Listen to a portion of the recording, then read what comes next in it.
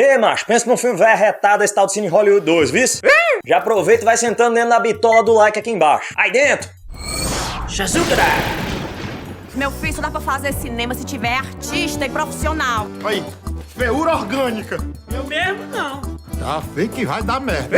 Cine Hollywood 2, A Chibata Sideral é a continuação do filme Cine Hollywood, lançado lá em 2012 e que se passa nos anos 70, mostrando as desventuras de Francis Gleeson tentando prosperar com sua pequena sala de cinema em uma cidade no interior do Ceará, mais precisamente Pacatuba. Mas antes de prosseguir com a nossa análise sem spoilers de Cine Hollywood 2, vou pedir pra você descer aqui, se inscrever no canal e clicar no sininho pra ativar as notificações e não perder mais nenhum vídeo da Legião dos Heróis.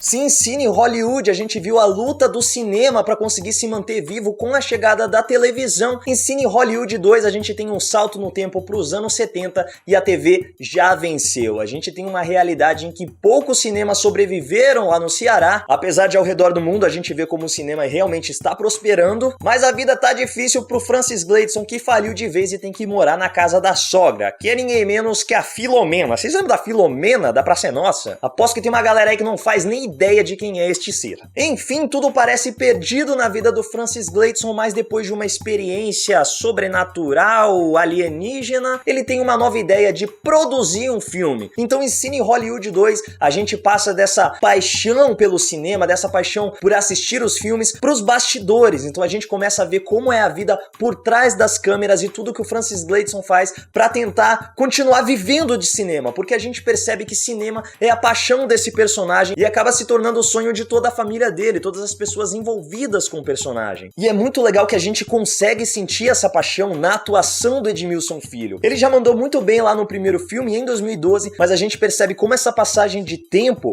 fez com que o artista pudesse evoluir. Na verdade, todos os personagens estão muito melhor representados em Cine Hollywood 2. É até gigantesca a diferença das atuações e até mesmo da direção do primeiro pro segundo filme. Eu gosto muito do primeiro filme, mas eu sinto que a edição talvez tenha pecado um pouco. Ou o roteiro, não sei, eu sinto que o ritmo do primeiro filme é um pouco estranho. Já no segundo filme, isso tá muito fluido. Toda a história do filme, todo o roteiro, tudo o que acontece vai fluindo muito bem, muito naturalmente. Sem contar que o humor nordestino é muito bom. Mas também é muito pesado, então a gente tem piada com tudo que você possa imaginar, o que pode até mesmo soar muito ofensivo para algumas pessoas. Mas o legal de Cine Hollywood 2 é que ele é um filme nacional, mas com uma cara de produção internacional. Aquela história de plano contra plano que a gente está acostumado a ver nas produções nacionais, principalmente em novelas, dá lugar a tomadas que você não espera, cenas realmente bem dirigidas, uma fotografia muito bonita, uma trilha sonora que é competente. Eu senti em alguns momentos até que a trilha sonora poderia ser melhor, tipo, nessa cena aqui a gente precisa de uma trilha sonora mais frenética, que dê mais emoção para aquele momento, mas ela é competente no que ela se propõe. Agora o roteiro e o carisma dos personagens é o que carrega a Cine Hollywood nas costas. Como eu falei, o Edmilson Filho brilha no papel do Francis Gleeson, mas aqui o filho dele também tem uma importância muito grande. A gente sente o peso que as escolhas do Francis estão causando a toda a família, a toda a cidade, na verdade. Então o fato dele ser um sonhador, o fato de ser um cara que se entrega a todos os projetos que ele faz, deixa as pessoas em volta dele meio que numa situação de caramba, eu quero acreditar nisso, eu quero embarcar nisso, mas a gente vai se ferrar, rapaz, não dá pra gente embarcar nessa loucura junto com você. Mas se você assistiu o primeiro filme, você sabe o carisma, você sabe a lábia que o personagem tem. E a gente vê isso no modo como ele lida com o prefeito, no modo como ele lida com o Zé Coveiro, no modo que ele lida até com o cego, que inclusive é o Falcão também que retorna do primeiro filme e tá ainda mais maravilhoso. Com relação à trama propriamente dita, eu sinto que ela é muito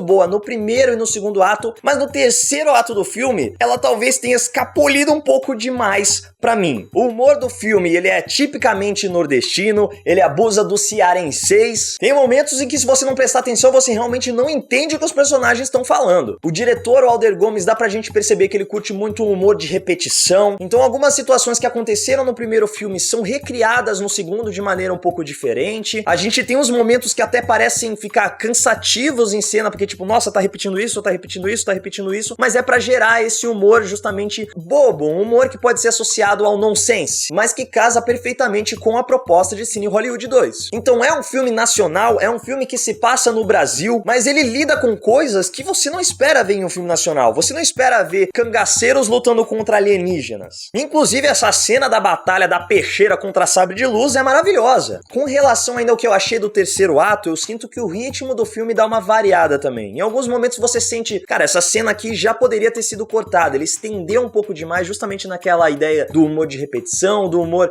de fazer você ficar... Ué, mas peraí, essa é a piada? Será que eu entendi a piada? Outros momentos ficam deslocados no filme, mas no geral é um filme bem consistente mesmo. É um filme que brinca com os trejeitos brasileiros, é um filme que faz piada com tudo. Eu sinto que ele é um passo além do que Cine Hollywood fez. Se você já gostou do primeiro filme, eu acho que esse filme tá ainda melhor. Ele tá muito mais grandioso, não só porque a gente tem um orçamento melhor, porque a gente tem uma produção melhor, mas realmente eu sinto que ele tá mais polido. Você não precisa ter visto o primeiro filme pra assistir o segundo, mas se você assistir, você vai ter uma experiência melhor, você vai entender melhor o que tá acontecendo naquele universo. Mas tem gente que tem muito mais propriedade pra falar desse filme do que eu, então confere aí. Maldito alienígena! Cena 12, take 3. Ação! Que a gente já viu, já tá vendo as notícias que vocês foram o primeiro filme a desbancar a Capitã Marvel nos cinemas do Ceará, né? É um fenômeno raríssimo no cinema mundial. Uma produção local, dar de frente com Marvel e destroçar. Porque o que aconteceu, nós estamos há 6 dias fazendo quase 50% da bilheteria do estado inteira, tendo Marvel lá no jogo, entendeu? Então isso é muito difícil, porque você está falando de uma produção de 200 milhões de dólares, sei lá, que gasta outro tanto 200 milhões para lançar, que tem um ano de campanha, nós temos 35 dias com o carnaval pelo meio, que ocupa o ponto de venda desde quando anuncia, que coloca seu trailer um ano antes, nós colocamos nosso 2 semanas antes. Enfim, é uma competição tão desleal, digamos assim, tão massacrante. E quando a gente vem de uma forma de uma resistência, de um cinema de um povo que quer se ver, que quer colocar a sua bandeira de soberania cultural e dizer, peraí, deu um tempo que nós queremos ver agora a nossa cara, é muito grandioso. E assim, as pessoas falam, mas é só no Ceará, mas qual outro lugar do mundo que isso acontece? Eu desconheço se tem algum lugar na Terra hoje, alguém saindo no pau e ganhando da Marvel. Eu acho difícil. Você faz brincadeira com o cego, você faz brincadeira com a mulher, faz brincadeira com o homossexual. Como é que é pra você lidar com esses temas? Existe uma coisa assim, existe piada boa e piada ruim. Quando a piada é boa, você pode falar de qualquer coisa, qualquer assunto, porque tá lá no contexto da comédia, tá dentro do contexto do que a história tá falando e tudo, não representa um pensamento particular de quem realiza. É a história. E uma coisa importante também pra gente entender a distinção entre ficção e realidade. O americano já é muito resolvido quanto a isso. O americano, ele fala de tudo nos conteúdos dele. As pessoas sabem que aquilo é uma ficção.